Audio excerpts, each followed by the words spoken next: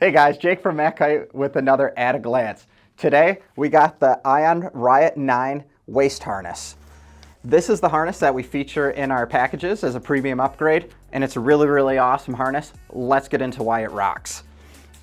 So Ion, when it comes to their numbering system, they're going to sort it in terms of hardness. The 9 is kind of in the middle of the road. When you move to a 13, a 15, that's going to be their lower profile hard shell harnesses in the back. If you go to the lower numbers, that's going to be a softer harness. So at 9, this is right in the middle. You can see right here, this does have some rigidity, but it still has some torsional flex here. It's going to make it a little bit more comfortable. If you don't have a super precision fit, sometimes it's nice to have a little bit of a looser, softer harness that can move around your body. It's going to result in less pressure points. It has all of the features you would expect from a premium harness. You've got 2 straps for adjustment on both sides. That's going to really allow you to cinch this down and find the pocket. This is going to have the handle pass leash attachment along the back here. You can see it has a ring that you can attach your leash to. Also, this is a good thing to grab on maybe when you're teaching somebody and they take off. It's nice to have this to keep them here on planet Earth with their feet on the ground. My waist size is about a 33, so I go with the medium harness. For the Riot, that's going to be a 31 to 34 inch waist. Even with a wetsuit, the medium is the size I prefer. When you're popping it on, you're going to put this right around your waist. It's going to sit over the lumbar region.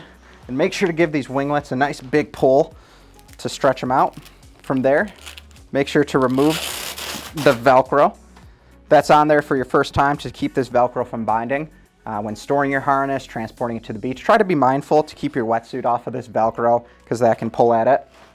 You're going to go ahead and pull these winglets right across your stomach, and it's going to sit like this. You want it to be tight but comfortable. Make a note, this is where your hook knife is, right here on these winglets. Hopefully you never have to use it, but it helps to be familiar with that. From there, you're going to take your spreader bar, go ahead, and it's got 2 little metal clasps. You want this to be fairly loose when you're putting it on for the first time. So go ahead, put that right there. You'll feel it hook, and then you're going to go ahead and click that down. You're going to get that audible feedback when you have it anchored.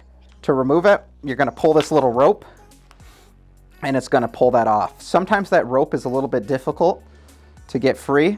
So again, if we clasp this down, you can actually come and grab on this top portion, this little over piece of plastic, pop your fingers underneath and just give it a good yank.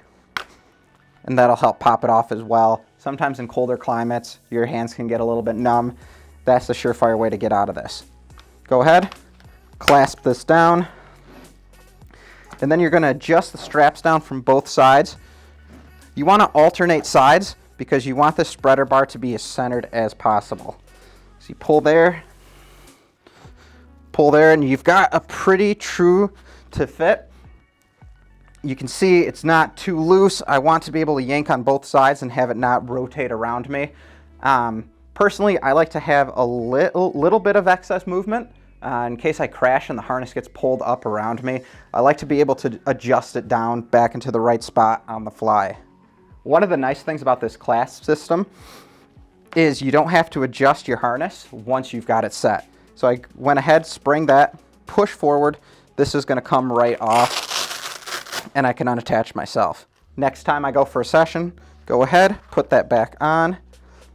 And because this has this extra extension with the metal, I can clip it on, push this forward, which is going to move this plastic piece forward, click it down. I'm locked in. I have no adjustment. This is just how I fitted my harness. If you decide that you want to move away from the metal spreader bar, this does have the ability to convert to a rope. You'll need to purchase that accessory separate, and you simply remove these grub screws.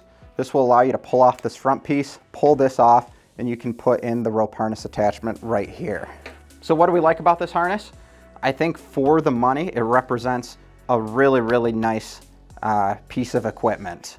It's got a nice striking aesthetic. It's got this nice neoprene bar along the top and the bottom that's going to absorb some of the bitiness of the harness.